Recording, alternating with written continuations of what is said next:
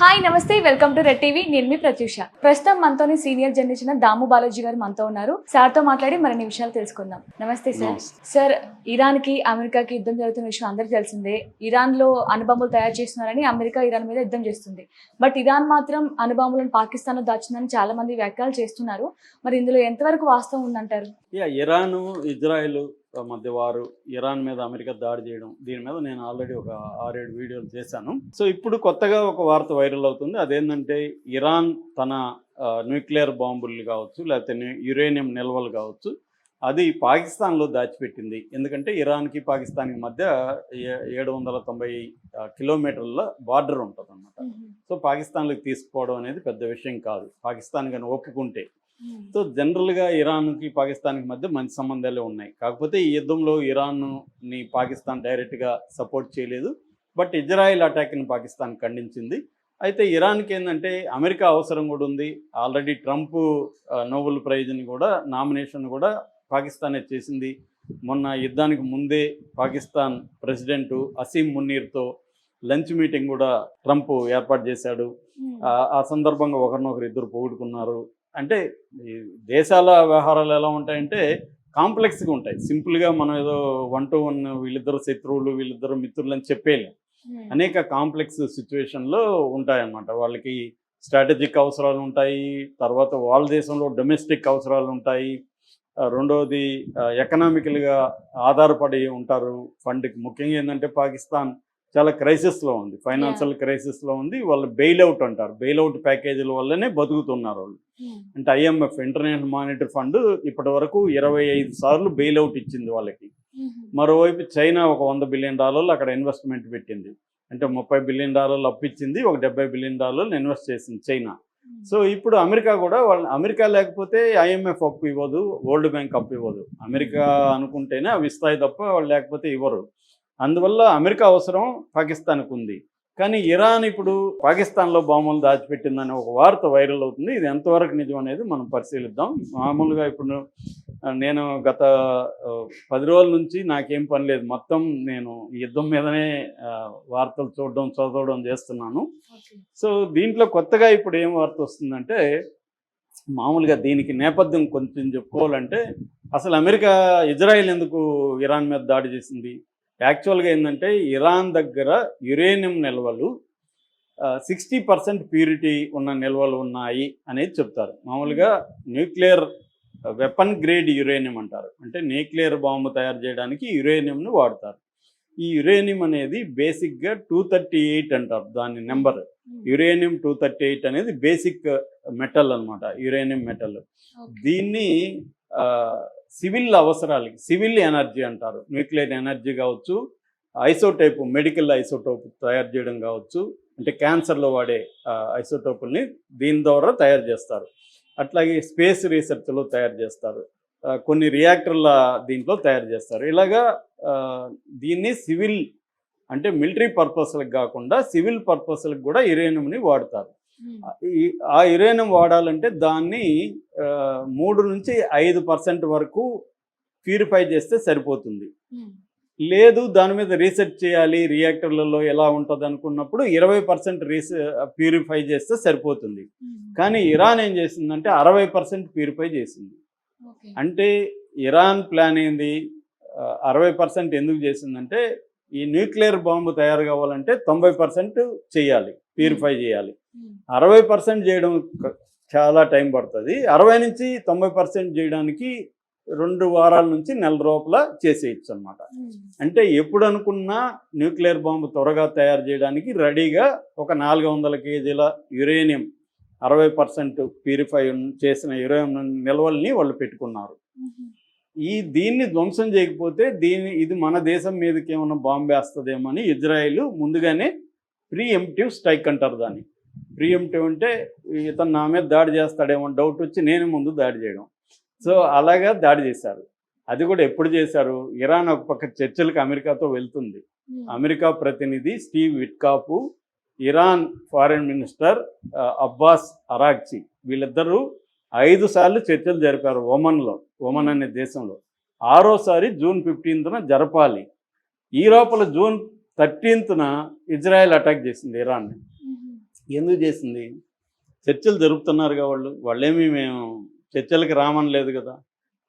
అట్లాగే 2015లో ఒబామా ప్రెసిడెంట్గా ఉన్నప్పుడు వీళ్ళు 5 దేశాలతో ఒప్పందం చేసుకున్నారు. ఎవరు? ఇరాన్ వాళ్ళు. 5 దేశాలు ఏవంటే యునైటెడ్ నేషన్స్ జనరల్ కౌన్సిల్, అంటే దాని భద్రతా మండలి అంటాం తెలుగులో.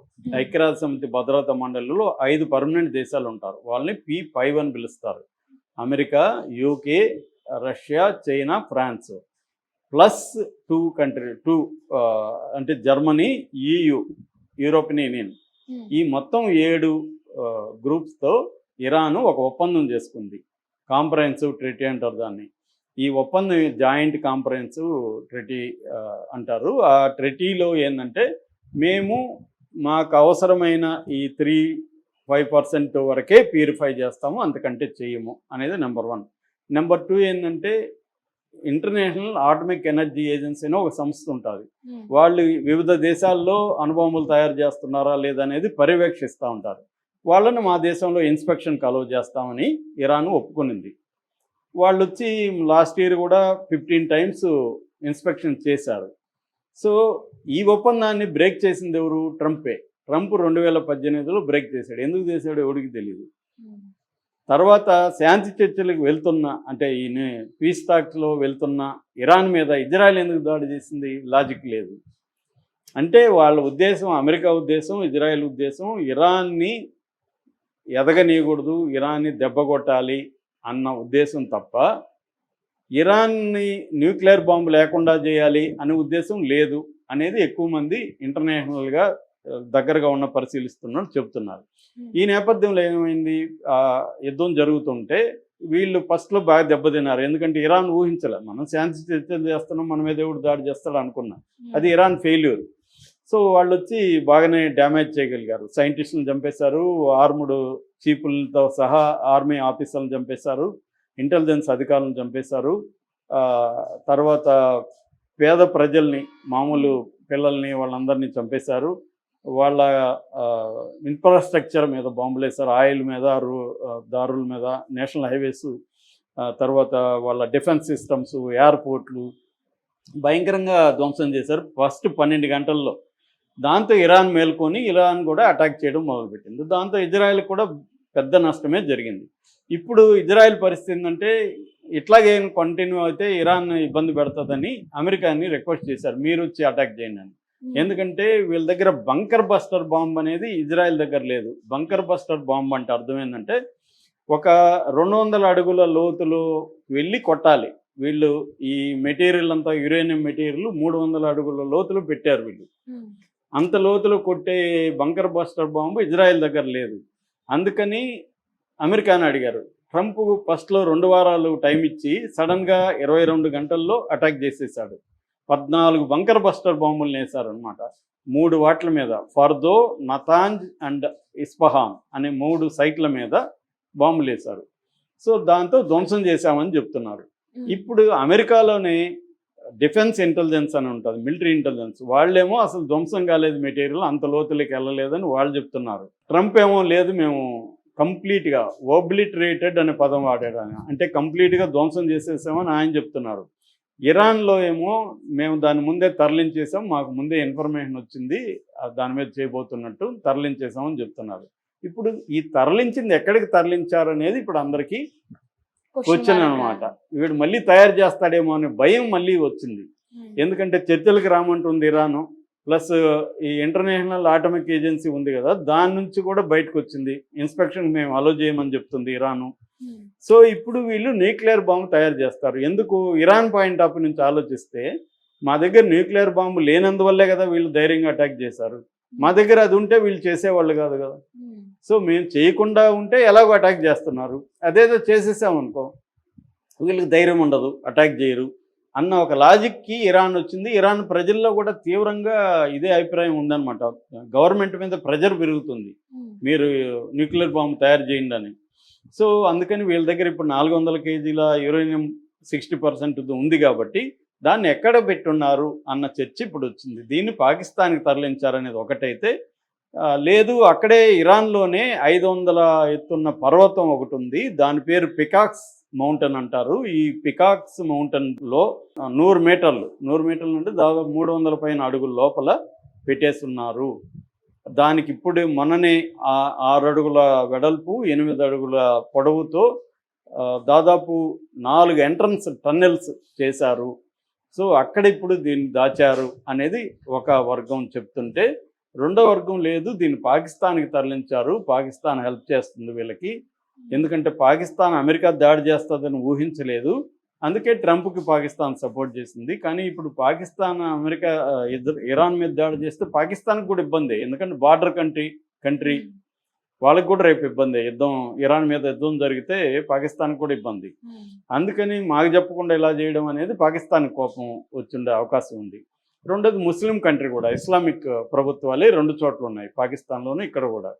సో ఈ మొత్తం యాంగిల్లో నుంచి ఇప్పుడు ఇరాన్లో ఉండే ఈ 400 కేజీల 60% ప్యూరిఫై అయిన ఈ 400 కేజీల యురేనియం నిల్వలు ఎక్కడ ఉన్నాయి అనేది ఇప్పుడు పెద్ద చర్చ జరుగుతుంది. ఎందుకంటే అది ఉంటే వీళ్ళు త్వరగా తయారు చేసేస్తారు.